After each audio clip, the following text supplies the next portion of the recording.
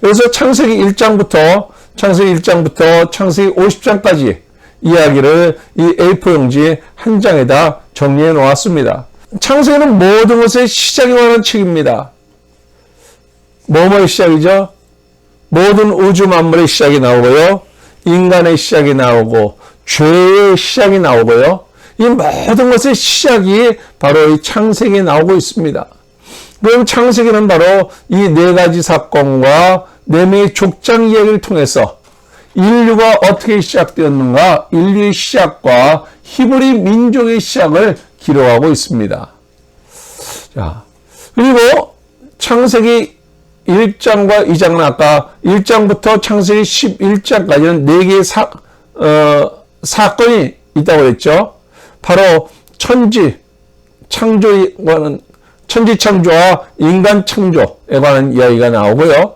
그리고 3장과 4장에는 인간의 타락 이야기가 나오고, 그리고 이어서 이 아담의 후손, 가인과 아벨의 이야기가 나오고요.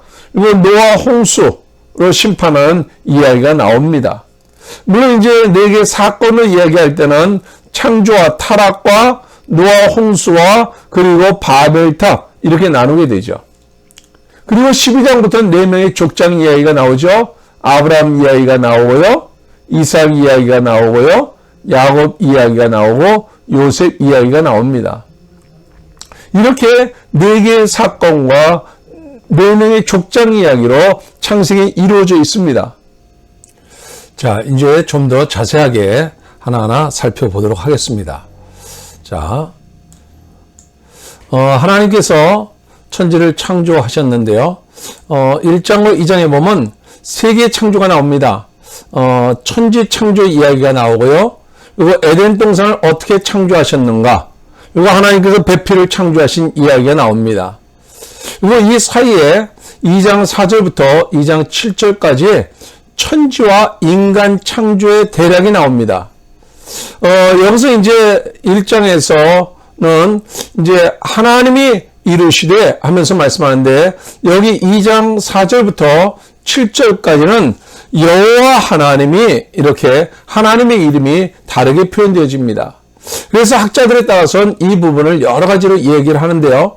근데 여기서 우리가 알아야 될 것은 뭐냐면, 여기서 이제 엿새 동안 창조하시고 이레째 되는 날 안식하신 이야기가 나오는 것이고, 여기 이제 천지와 인간 창조의 대략이 나오면서 특별히 2장 7절에 보면 여호와 하나님이 땅에 흙으로 사람을 지으시고 생기를 그 코에 불어넣으시니 사람이 생명이 된지라 이렇게 말씀하셔요. 그래서 1장과 2장에서는 천지 창조와 에덴 창조, 그리고 그 아담을 돕도록 배필을 창조하는 이야기가 나오고요. 근데 아담을 돕도록 창조한 그 여자에 의해서 이제 원수마귀 사단이 여자에게 접근을 합니다. 그래서 바로 그 유혹에 빠져서 이제 죄를 짓게 되는데요. 하나님이 죄 지은 인간을 찾아오십니다. 3장 9절을 보니까 여호와 하나님이 아담을 부르시며 그에게 이르시되 내가 어디 있느냐, 이렇게 하면서 하나님이 직접 찾아오셔요. 하나님이 어딘지 몰라서 이렇게 물으신 것이 아니죠. 다시 말해서 하나님은 인간에게 책임을 묻기 위해서가 아니라 인간을 회복시켜 주시기 위해서 하나님이 먼저 찾아오셨다는 거예요. 근데 아담은 거기서 하나님 앞에 제가 하나님 말씀대로 하지 못하면 하나님 앞에 용서를 구하고 하나님 앞에 나가면 되는데 뭐라고 말하냐면, 하나님이 내게 주신 그 여인 때문에 내가 이렇게 죄를 범했다라고 말합니다. 그러니까 또 여자에게 하나님께서 물으시니까 여자는 또 뱀이 나를 꾀해서 내가 이렇게 먹었습니다, 이렇게 핑계를 댑니다. 그리고 이제 하나님께서 뱀에게는 왜 그랬냐고 이유를 묻지 않습니다. 그리고 바로 이제 하나님께서는 심판을 하십니다. 그래서 하나님께서 뱀에게 먼저 이제 벌을 내리시고, 그리고 3장 16절에 보면 여자에게는 임신하는 고통을 더 크게 하겠다고 말씀하시면서 너는 남편을 원하고 남편은 너를 다스릴 것이다, 이렇게 말씀하십니다. 그리고 아담에게는 3장 17절에 내가 내 아내의 말을 듣고 내가 네게 먹지 말란 나무의 열매를 맺었은즉 땅은 너로 말미암아 저주를 받고 내 평생을 수고하여야 그 소산을 먹으리라 이렇게 말씀하십니다. 그러면서 19절 끝에 보니까 너는 흙이니 흙으로 돌아갈 것이니라 이게 말씀하셔요. 그러면서도 하나님께서는 그 가운데 인간을 위해서 가죽옷을 헤어 입히십니다. 이때부터 성령 피가 흐르기 시작하죠. 인간에게 가죽옷을 입히기 위해서는 짐승이 한 마리 짐승이 희생돼야 됩니다. 그래서 한 마리 짐승이 희생됨으로 해서 성경은 인간의 죄 때문에 이때부터 성령은 쫙 피가 흐르기 시작합니다. 그리고 신약에 와서 그 예수 그리스도의 피로 말미암아 단번에 우리가 구원을 받게 되죠. 네. 그리고 4장부터 6장 8절까지는 이제 아담의 후손 가인과 아벨 이야기가 나오고 되고요. 하나님께서 아벨의 제사를 받으시고 가인의 제사를 받지 않으십니다. 네. 그러니까 가인이 이제 하나님 곁을 떠납니다. 하나님 곁을 떠나서 이제 그가 세상 문화를 구축하면서 세상의 모든 이 목축업의 그러한 조상이 되고요. 그리고 예술계 조상이 되고 그리고 기계농업의 기계를 하는 공업계의 그 조상이 됩니다. 그리고 라멕이라고 하는 자는 또 내가 사람을 죽였다 그러면서 가인을 위해서는 벌이 7배지만 나를 위해서는 벌이 77배다 그러면서 누구든지 힘 있는 자 있으면 한번 나와서 죽여보라고 하는 거예요. 그리고 이제 4장 끝에 보면 셋도 아들 낳아 그의 이름을 에노스라 하였으며 그때 사람들이 비로소 여호와의 이름을 불렀더라 이렇게 말씀하셔요. 그러니까 여기서 이제 두로 나눠지게 됩니다. 하나님 곁을 떠난 가인의 후예와 그리고 하나님의 이름을 부르는 하나님 앞에 예배하는 예배 공동체인 셋의 후예로 이제 나눠지게 되고 5장에는 인간의 계보가 나옵니다. 아담부터 시작해서 노아의 세 아들까지 이 계보가 이제 나오게 되고요. 그리고 이제 인간이 번성하면서 세상의 죄가 가득 차게 됩니다. 그래서 하나님께서 더 이상 견디지 못하고 인간을 홍수로 심판하게 되는데요. 그 앞부분에 이제 6장부터 9장까지의 그 앞부분에 방주를 제작하는 것과 그리고 홍수 심판이 나오고요. 그리고 이제 하나님께서 홍수가 끝난 후에 9장 1절에 하나님께서 노아와 그 세 아들을 축복하시면서 생육과 번성하는 민족을 이루라고 말씀하시고 그리고 땅을 정복해서 하나님 나라 만들라고 다시 이제 아까 창세기 1장 28절에 주셨던 하나님 나라 만들라고 하는 그 명령을 하나님께서 또 주시고 그리고 무지개 언약을 통해서 다시는 이제 내가 물로 멸하지 않겠다라고 언약을 세우십니다. 그리고 이제 농사를 지은 후에 포도 농사를 짓고 노아가 포도주를 마시고 벌거벗고 누워있을 때 그때 그의 세 아들 셈과 함과 야벳 가운데 함이 와서 아비의 허물을 나와서 이제 들춰냅니다. 그러니까 셈과 야벳은 옷을 가지고 뒷걸음쳐서 아버지의 그 허물을 덮어줍니다. 그래서 노아가 잠이 깨운 후에 그 함을 저주하는 이야기가 나오게 되죠. 그리고 이제 노아의 후손 이야기가 나오면서 그 함의 후예 가운데서 함의 자손 가운데서 이제 10장에 보면요. 10장 6절에 함의 아들은 구스와 미스라임과 북과 가나안이요. 그러면서 8절에 구스가 또 니므롯을 낳았는데 그런 세상의 첫 용사라 힘 있는 자가 등장을 합니다. 그러면서 그가 10절에 그의 나라는 시내 땅의 바벨로 가서 바벨탑을 쌓는 이야기가 함의 후예를 통해서 바벨탑을 쌓는 이야기가 나오는데 하나님께서 언어를 혼잡케 함으로 인해서 이들을 다 흩어버리시고 갈대아 우르 땅에 살고 있었던 아브라함을 부르시죠. 그래서 창세기 12장에서 25장까지는 아브라함을 부르셔서 이제 하나님 나라를 만들기 위해서 하나님께서 아브라함에 복 주시면서 내가 내게 지시할 땅으로 가라. 내가 모든 민족의 조상이 되겠다고 말씀하시면서 땅과 자손 언약을 세우면서 다시 말해서 하나님 나라를 만들려고 하는 거죠. 그래서 이 땅과 자손의 언약이 세 번씩 나옵니다. 13장, 15장, 17장에 나오고요. 그리고 하나님께서 갈대 우르 땅을 떠날 때 내 본토 친척 아비집을 떠나라고 하는데 이 조카 롯을 데리고 갑니다. 그러다 보니까 이제 많은 문제가 생기고 그런 가운데 아브라함이 롯이 이제 사로잡혀 갔을 때 아브라함이 집에서 길리운 군사를 이끌고 가서 롯을 구출해냅니다. 이 이야기가 나오고 그리고 이제 이제 다섯 나라의 동맹국들이 다시 또 아브라함을 공격해 올까봐 두려워 떨고 있을 때 그때 하나님께서 언약을 맺으십니다. 그래서 너로 큰 민족을 이루겠다고 하나님께서 말씀하시고 네가 이방 땅에 잡혀갔다가 400년 만에 민족을 이루어서 나올 것을 하나님께서 언약을 맺으십니다. 근데 하나님께서 그 아들을 주시겠다고 언약을 맺으셨는데 그 세를 기다리지 못하고 이제 이스마엘을 낳게 됩니다. 그리고 이제 할례 언약이 나오게 되고요. 그리고 하나님께서 소돔과 고모라 성의 멸망을 하나님께서 말씀하시고 창세기 21장에 비로소 이제 언약의 성취를 하게 됩니다. 이삭을 낳게 되죠. 근데 이삭을 낳은 후에 하나님께서는 그 이삭을 하나님 앞에 바치라고 얘기합니다.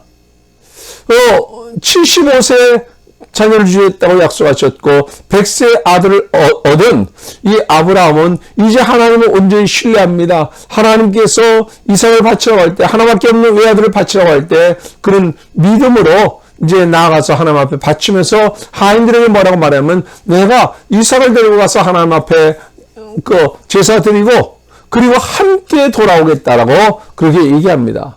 여기 이제 부활 신앙이 나오게 되는 거죠. 그리고 이제 25장부터 26장까지는 이삭의 이야기가 나옵니다. 굉장히 짧게 나오죠. 다시 말해서 이삭의 이야기는 아브라함 얘기 끝부분에 잠깐 나오고 야곱 이야기 그 앞부분에 좀 나오다시피 하는 그런 인물이 바로 이삭입니다. 근데 살기는 제일 오래 살아요. 아브라함과 이삭과 야곱 중에서 가장 길게 그렇게 사는데 여러분들 이 이삭 하면 뭐가 생각납니까? 이삭은 열심히 우물을 팝니다. 하나님께서 이삭에게 축복을 주셔서 홍수가 나던 그때 100배의 수확을 얻었음에도 불구하고 그는 하나님 앞에 감사 제사하지 않습니다. 그리고 그는 아브라함의 좋은 점이 많은데 그는 아브라함의 잘못된 것을 먼저 배웁니다. 다시 말해서 아브라함이 애굽에서 그리고 아브라함이 그랄에서 자기의 아내를 누이라고 했던 그 사건 아시죠? 물론 그는 대단한 누이였습니다. 그러나 거기서 누이라고 얘기해서는 안 되죠. 자기 아내라고 얘기해야 되는데 근데 하나님께서 간섭하셔서 거기서 구해내시죠. 근데 이것을 이삭도 그의 아들 이삭도 아버지의 잘못된 행실을 그대로 배워드리는 거예요. 예. 그리고 그 가운데 이삭이 이제 100배의 수확을 거뒀음에도 불구하고 하나님 앞에 감사제사하지 아니하고 그는 이제 우물을 파지만 결국 우물이 자기 것이 되지 않습니다. 파면은 빼앗기고 파면은 빼앗기고 그래서 끊임없이 그는 이제 도망가다 결국은 26장 23절에 보니까 이삭이 쫓기고 하다가 브엘세바까지 갑니다. 브엘세바까지 갔다는 것은 뭐냐면 오늘로 말하면 땅끝까지 갔다는 거예요. 이스라엘 표현할 때 단에서 브엘세바까지 이렇게 표현합니다. 백두에서 할라까지 이렇게 표현합니다. 근데 여러분들 이 이삭이 열심히 우물을 팠지만 자기 것이 되지 않았고 브엘세바까지 이제 더 이상 도망갈 수 없는 곳까지 그가 이르렀을 때 그 밤에 24절 보니까 그 밤에 하나님께서 나타나십니다.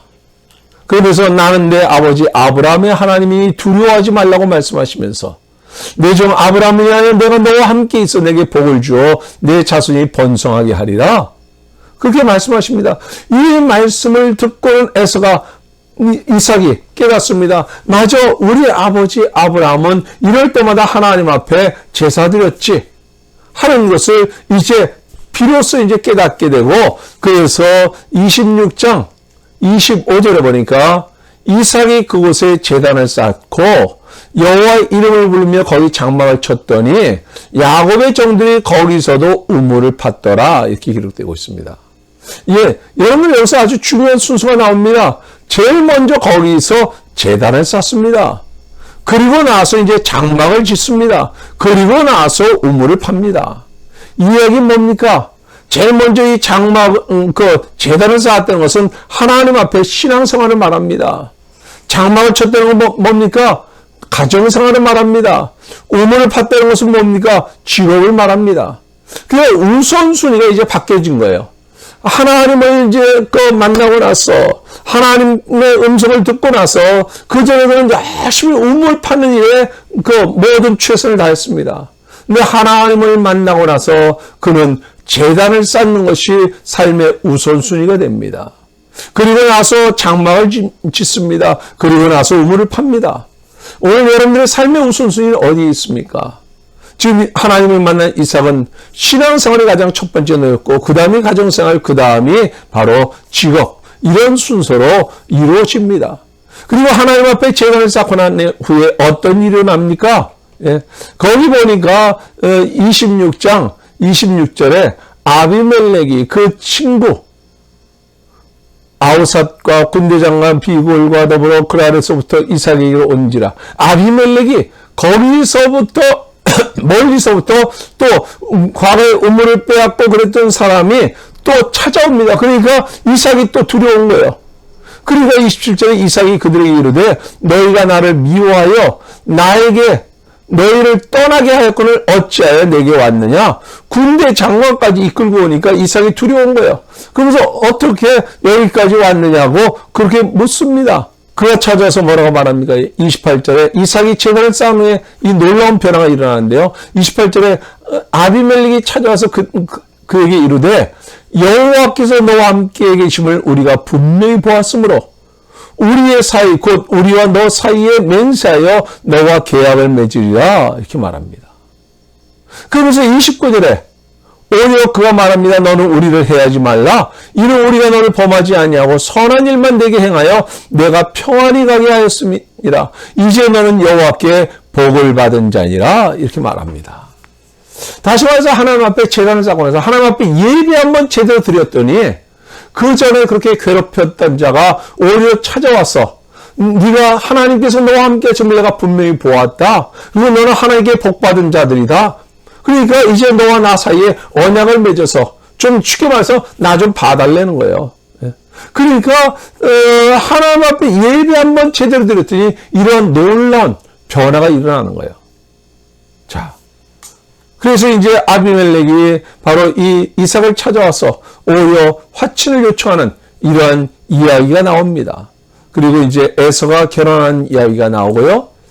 야곱의 이야기가 27장부터 36장까지 펼쳐지는데 야곱이 형을 속이고 형 에서를 속이고 장자권을 취하고 축복권을 취합니다. 근데 그 결과가 뭡니까? 고향을 떠나야만 했던 것입니다.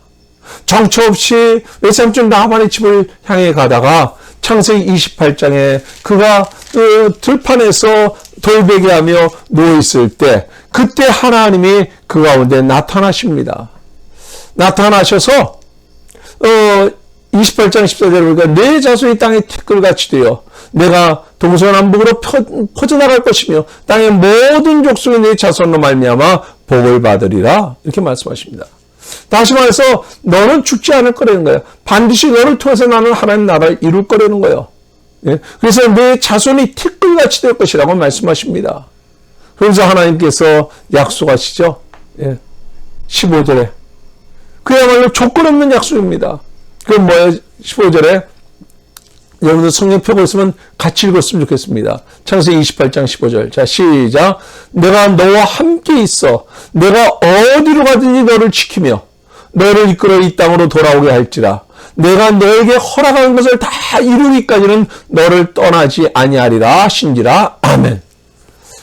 하나님께서 이 야곱에게 외삼촌 라반의 집을 향해서 가면서 두려움 가운데 광야에서 돌베개하고 누워있을 때 하나님께서 나타나셔서 나는 베델 하나님이라 라고 말씀하시면서 그러면서 네가 어디 가든지 내가 함께 할 것이고 반드시 이 땅으로 돌아오게 할 것이다 이렇게 약속을 하십니다. 그래서 19절에 그곳 이름을 베델 다시 말해서 하나님의 집이라고 이름을 짓습니다.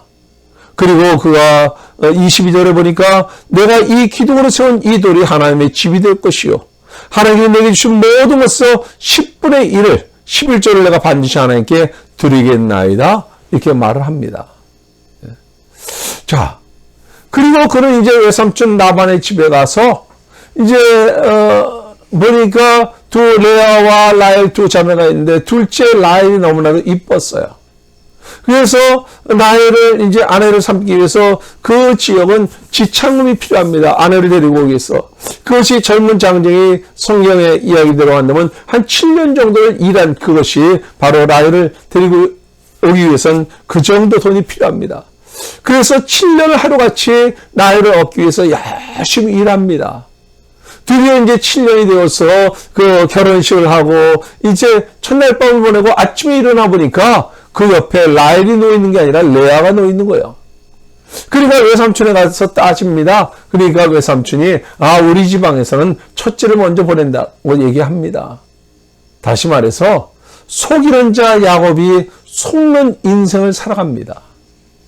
그러면서 외삼촌 라반이 뭐라고 얘기하냐면 그래 대신 라헬을 동시에 너에게 이 잔치가 끝나면 라헬을 너에게 줄 테니까 먼저 그러니까 다시 말해서 라헬을 먼저 주고 그 다음에 7년 동안 일해라 그렇게 말합니다. 그래서 라헬을 또 먼저 얻고 나서 7년 이제 무상으로 또 일을 하게 됩니다. 다시 말해서 14년 동안을 그 두 아내를 얻기 위해서 열심히 일을 합니다. 그리고 나머지 6년 이제 재산을 이제 확보하기 위해서 6년을 일하면서 20년 동안 이 외삼촌 라반의 집에서 일을 하면서 10번이나 품삯을 이 라반이 속이게 됩니다. 그럼에도 불구하고 그 낮에는 더위를 무릅쓰고 밤에는 추위를 무릅쓰면서 일을 하면서도 그는 베델에서 만났던 그 하나님, 바로 베델 하나님이 있었기 때문에 내가 어디 가든지 너와 함께 할 것이고 반드시 곳으로 돌아오겠다라고 말씀하셨던 그 하나님이 계셨기 때문에 베델 하나님 때문에 그는 이 모든 고통을 이겨낼 수 있었던 거예요. 네.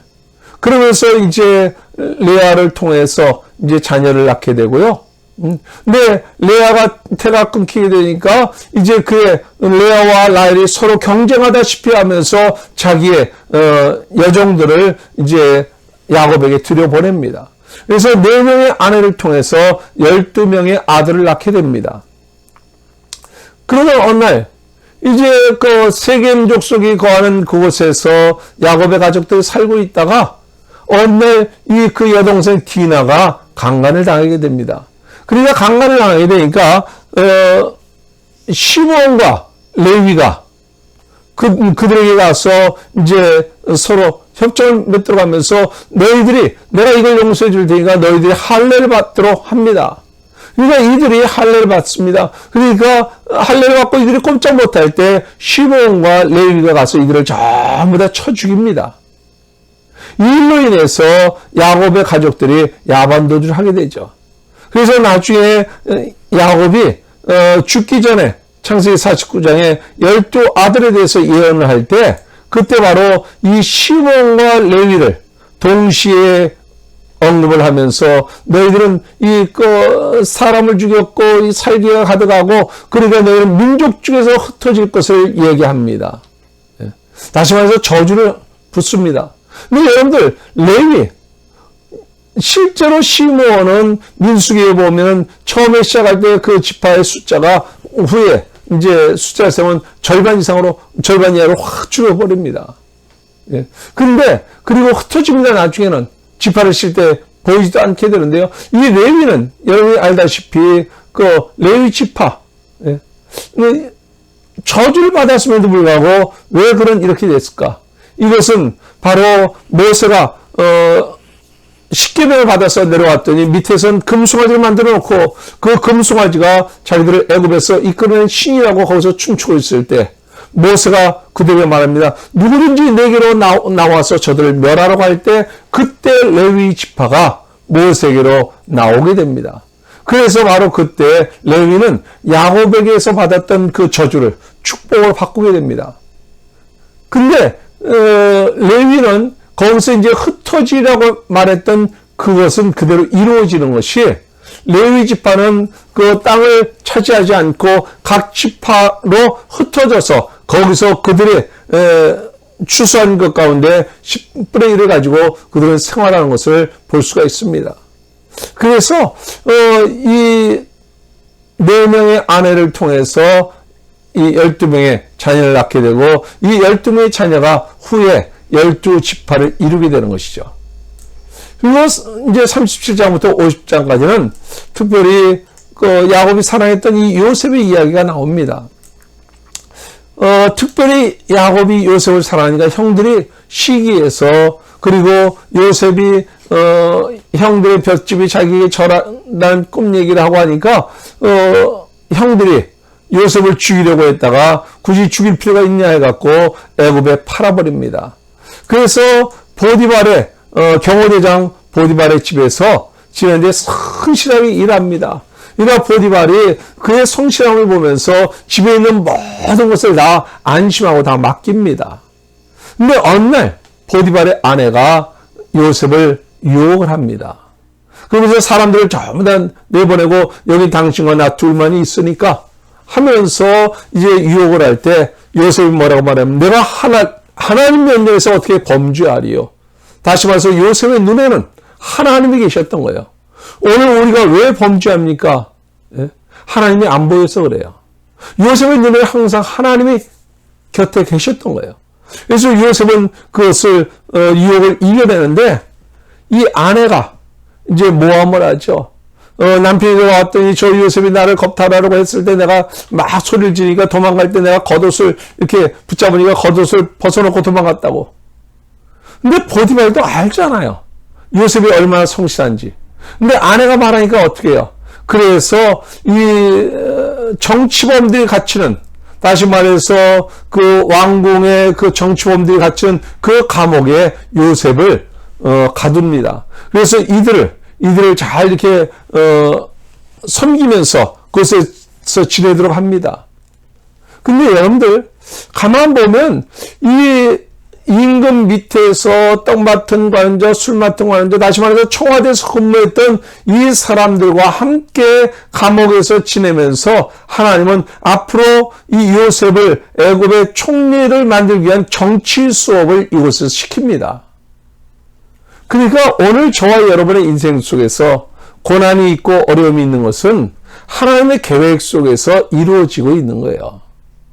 하나님은 하나님의 섭리와 하나님 계획 속에서 이 요셉이 앞으로 그 나라의 총리가 될 것을 하나님은 내다보시면서 바로 이곳에서 지내면서 정치 수업을 시키고 그 가운데서 이 꿈을 꿨을 때 그의 꿈대로 한 사람은 살아나고 한 사람은 죽습니다.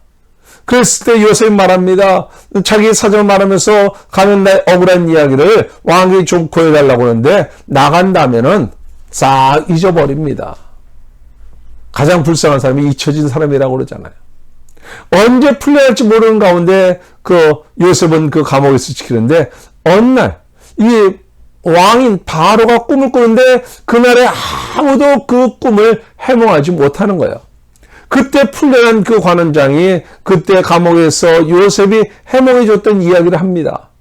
그래서 왕이 불러내니까 이 7년 동안 이 땅에 풍년이 될 것입니다. 그때 곡간을 지어놓고 그 곡식들을 전부 다 쌓아놓고 그 다음에 흉년이 될 텐데 그때를 대비하라고 얘기합니다.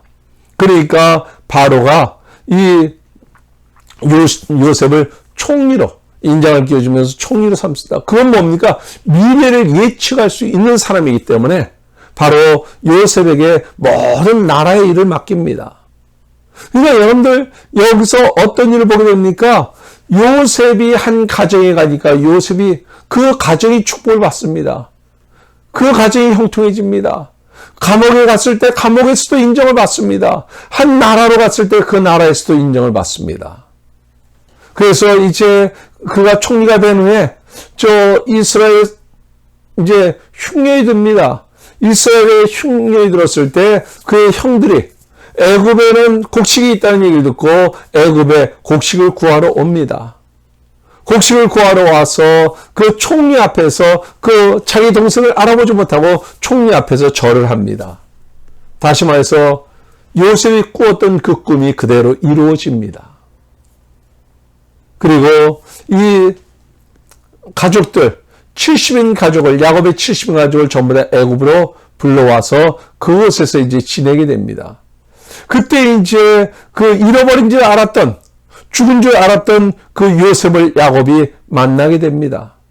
그때 요셉이 두 아들을 데리고 오죠. 두 아들을 데리고 오니까 야곱이 그들을 축복해 주면서 에브라임과 므낫세 손자잖아요. 손자인데 그 두 손자를 양자로 삼습니다. 그래서 나중에 그 12지파로 나눌 때 바로 에브라임과 므낫세는 바로 그 삼촌들이 이렇게 나눠 갖는 그 지파에 들어가서 12지파 가운데 에브라임과 므낫세 지파가 들어가게 되는 거예요. 그리고 죽기 전에 그 12아들들에 대한 예언을 하고 5장의 야곱과 요셉의 죽음으로 이 창세기의 전체적인 이야기를 잠깐 말씀드렸습니다. 수고하셨습니다. 오늘 강의가 여러분에게 성경을 이해하는 데 도움이 되었으면 좋겠습니다. 그럼 우리 다음에 건강한 모습으로 만나요.